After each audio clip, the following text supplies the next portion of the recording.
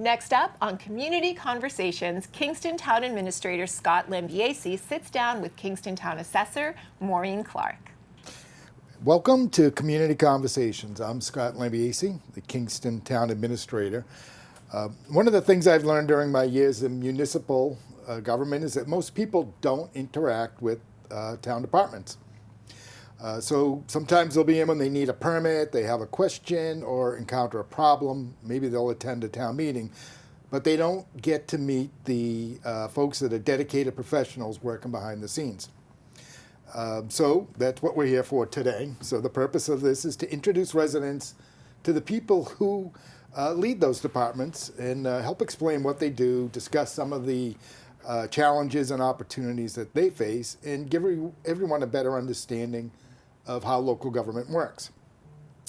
So today we're going to learn more about one of those departments, and we have Maureen Clarke, our principal assessor from the assessing department, and they play an important role in ensuring that property assessments are fair, accurate, and equitable.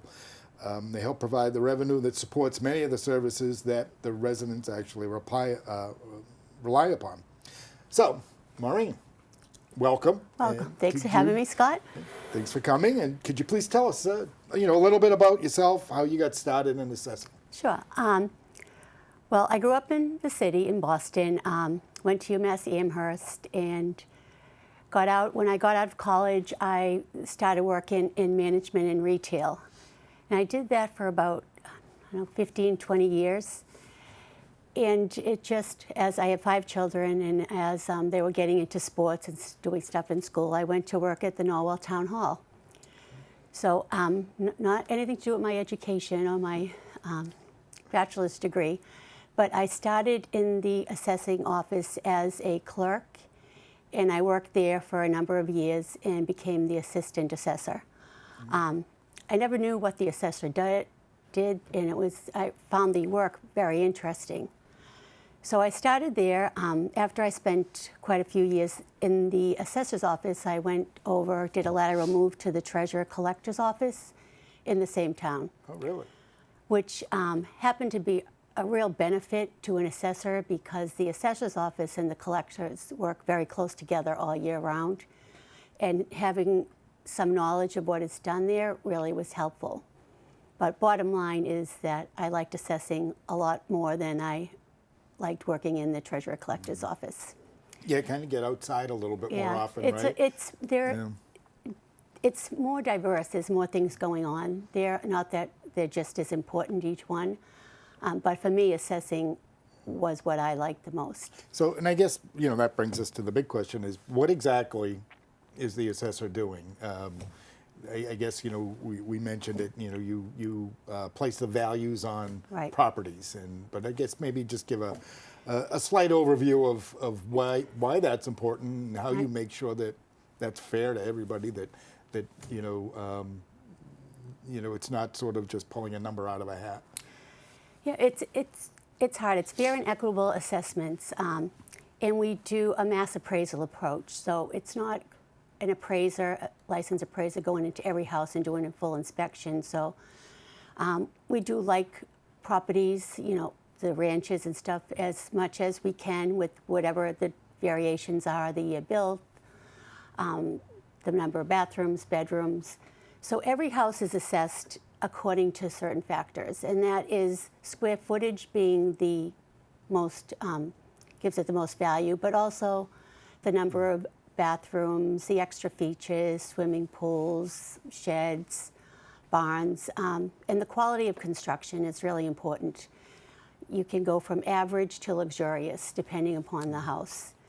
And do you have guidelines that you have to follow that are set by the state, I'm assuming? We have guidelines. Yeah. We have a data collection book, and so it is difficult. You go through the houses, but we always check on them, check on the neighborhoods, and we have building permits that come from the building department that we go out on and inspect each property that has a building permit. So that way we keep up with any additions or remodels of the houses, which may change their value. But the same can go for a demo building permit. If something's taken off, it would bring down the value. Sure. And this isn't just residential property, you're doing commercial properties also. Yes. Right. Yeah, commercial property, and there's also chapter land properties, in which is, in part of our job as assessors, we have chapter land in which. Which is, what's chapter land? So this chapter in which, like the farmers will get discounts on their land. There's 3 different parts of chapter land. There's 61, chapter 61, which is forestry, 61A, which is agricultural, and 61B, which is recreation. They all have their unique set of regulations and rules in how their applications, and we work with them. We get the guidelines for how much they are charged through the state and through the Farm Bureau, and they get a discount on their taxes if they meet all the regulations. They file every year, and every year we make sure they are doing everything they need to stay in chapter. And this is important because obviously this is the largest source of income for the town as far as how we pay for schools and how we pay for police and fire protection and a lot of recreation stuff and human services. Yes, and I can even tell you that you could. 65% of our budget comes from real estate taxes. From real estate taxes. So it is very, yes. It's very important. And now I think one of the things that we probably hear a lot is well, what I feel like maybe my taxes are too high. Is there anything I can do if I feel like maybe you've charged me too much? There is. So there is an abatement period, and it is, we are really guided by guidelines there. We have a lot of laws we have to follow and deadlines. So for the abatement period, it's when the actual bills go out, which the actual bills are, we send them out the end of December, and you would receive them the beginning of January. You have from that time until the due date of the 3rd quarter, which usually is February 1st, unless there's a holiday, to file for an abatement. So it's a very short time span, but we don't have any. We have no discretion on that. That is set by the state. Does notice go out with the bill about that? So folks have the opportunity to realize that when they get their bill. The back of the bill will have all the information about the abatement and how you can fill it out and what to do. And we have it on our website, and we'll tell people all the time, like if you feel that it is not correct, to let us know. That can happen anytime during the year as well. If someone is looking at their property card and they feel like something's wrong, we will go out and inspect it, and if we are incorrect, change it before the bill goes out. Any changes, it's just after the actual bills that they have to file an abatement. And that goes to the Board of Assessors, the abatement process? All the abatement applications will be in, and I will do a workup on them. If it's a residential, I will look at similar properties and do a sales analysis and see if they're where they should be. But before then, I would go out on every house and our business and inspect it to make sure that what we have on the property card, that the data is all correct. But eventually, if they do file, it is up to the board to make that decision. Yes, then I bring that. Yes, then I bring any information I have to the board, and they make a decision. And how many members are on that board? I have a great board. So I have 3 members on the board. One is an assessor at another town, and also a residential appraiser, which is very helpful. Another board member was the treasurer for the town of Kingston at one point, along with holding positions in many boards over the years. And my 3rd assessor was on the Board of Assessors maybe 3 or 4 years ago and has returned. So, and they're all volunteers. They do it like many members of boards and committees in towns. They volunteer their time, but they're all very well versed and educated in what you're doing. They're really educated in the field, which is great. And it's helpful to me as well, having such. And wasn't there something unique about the upcoming year for assessing? Oh, the upcoming. This year is the revaluation. The revaluation, that's what it was. So this year, every year we look at values, and every year values are changed. But in the revaluation year. It's just a deeper dive. It's into more statistical analysis. And every 10 years, we have to be in people's houses, like have been, but during that reval year, they really look at where we're at, how many we need to do. They meaning the state, Department of Revenue, and some of my vendors, they're out in the field looking at properties, comparing the property to the property card to make sure we have it right, that we're assessing it correctly. So not only to make sure that we're correct, but we're not overvaluing it. Correct, and that that's we're the being way. fair. Either way, yeah. And That's it does, great. is I know people sometimes don't believe, but values do come down. Like when I go to inspections, lots of times it may come down. They may not be depreciated enough, or they took a pool out, which they didn't notify of us. So, Oh, okay. I mean, sometimes it's the other way as well. If you do decide to get rid of your shed or fill in a pool or anything like that, it should be a building permit, but at least At least let somebody Let in someone your know, department know. So what would you say, there's probably other things that you're doing in your department too that folks don't even know about? Yeah, I'm going to just do this because I have a real long list. Sure. All right, so there's a lot of things you're doing Yeah. that people don't know about. And part of it is before I worked for the town, I didn't know some of these things either. And one of it is administering the motor vehicle bills. So that's 15 to 18,000 motor vehicle bills, people selling their car, and it also brings in about $3 million a year in tax revenue. And that's the excise tax, And that's motor the vehicle excise, excise yes. tax. And this, the state gives us all the information, but we take it and put it in the bill format, send it out, and as you know, the money from the excise comes to the town. So in that, motor vehicle abatements. So anyone who sells a car during the year, and our year for motor vehicle is calendar, January to December. If you sell a car in the middle of the year, the beginning of the year, you can come into the assessor's office, you can do it remotely, and apply for a motor vehicle abatement. So if your car, you sold the car in March, you probably already paid for that for the whole year, you can come in and get an abatement. There is some documentation we need, and anything I say now would be on the website for what you need, the plate return receipt, a bill of sale. So that's when we also do the same for boats. We send out boat bills. We keep in touch with the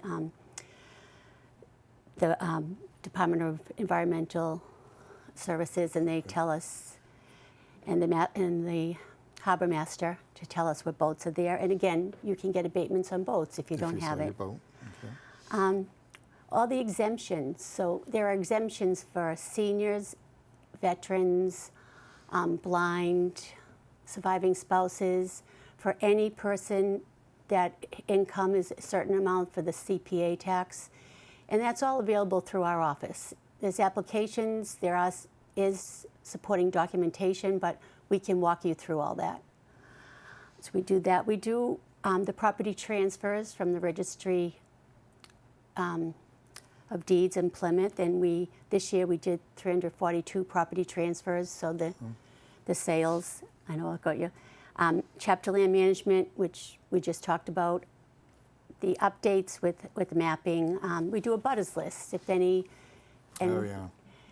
if people need to do something to their property and have to notify the neighbors, then we will put together a butters list for So if them. they have to go like to the planning board or the zoning board, or yeah. even some of the things I think with the Board of Selectmen maybe require a certified abutters list, which means Right, it that's has to us come from your certified, office, yes. and only your office can say, yeah, these are the official Right. people you have to contact.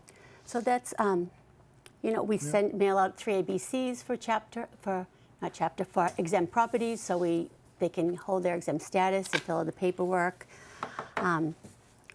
I&E's income and expense, form of list, so there's a lot of things. But I think the motor vehicle, in the exemptions, a lot of people don't know about.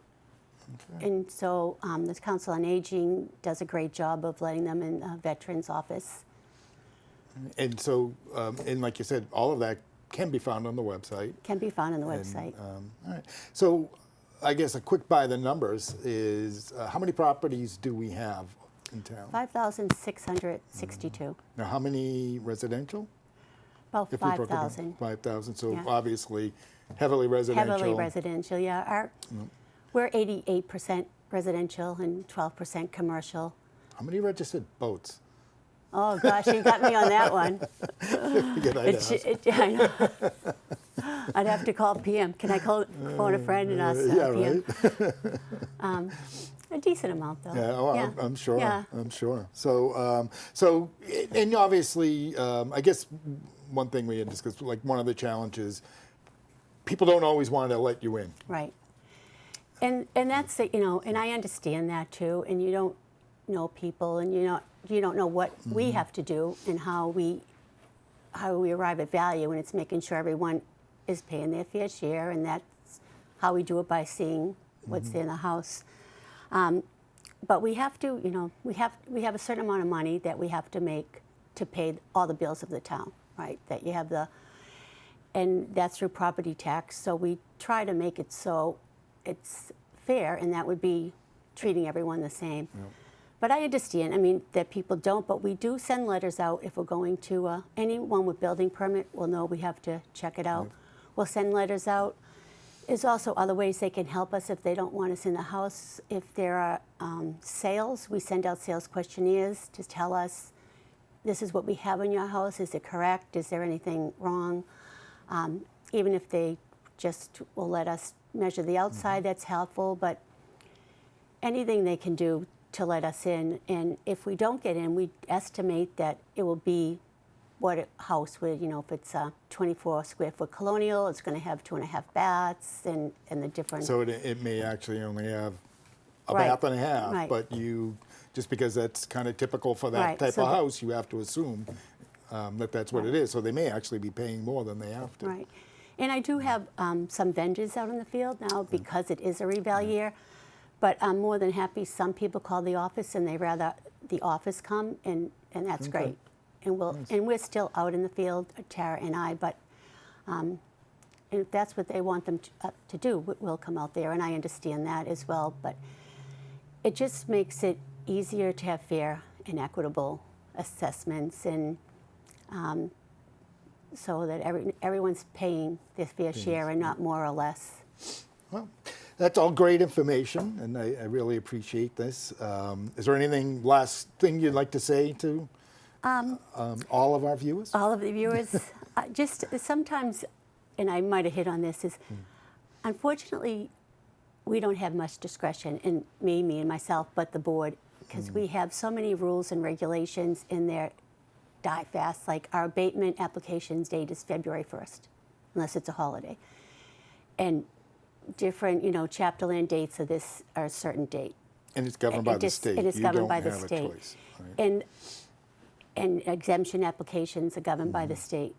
That's April 1st. We start early. So sometimes I know people get upset, but there's nothing we can do about it. There's no discretion there.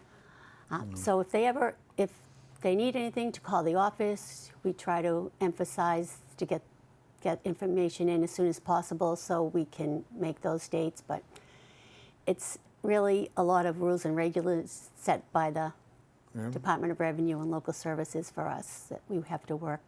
Which I think a lot of people don't realize about most of our departments is that, Right. We locally don't make up a lot of the rules that we have to follow. They're given to us by the state, and Right. we have and there's usually very little wiggle room there. Right, very little. So, all right, well, this has been great. Oh, great, then. I hope you come back again someday. We'll have some more to talk about. I will, and, yep. We appreciate it. All right. And thanks, everyone Thank out you. there. Thanks for watching, and we'll have another exciting episode coming up soon.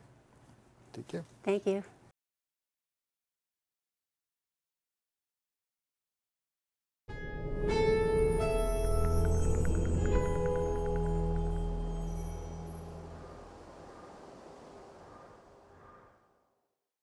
We're so glad you stopped by. If you would like to support community in action through media, please consider donating to the local scene. The QR code here will take you where you need to go. Thanks, friend.